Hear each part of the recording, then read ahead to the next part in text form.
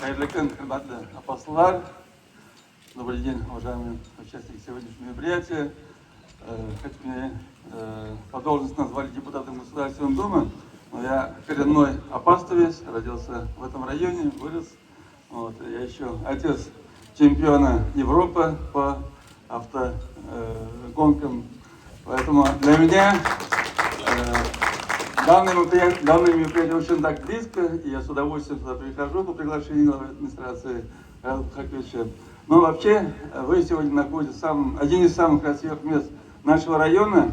На этой площадке действительно данный вид спорта для нашего района еще новый, только он развивается, он только вот начинает, да. Но я думаю, будет продолжение, потому что я чувствую, что вы полюбили, и мы вас полюбили, с удовольствием вас уже ждем каждый год, как стало уже традицией. Вот, и население нашего района очень радо, что такое действительно, правда, говорит, что до этого у нас таких видов спорта здесь особо не проводили.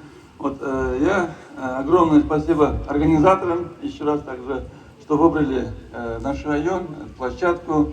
Она всегда для вас открыта, о чем мы подтвердила и глава администрации. Спасибо главе администрации Радуха Хаковичу, что он подарил такое интересное мероприятие для населения нашего района, для жителей Апостольского района. Всем желаю удачи. Думаю, погода тоже под вас.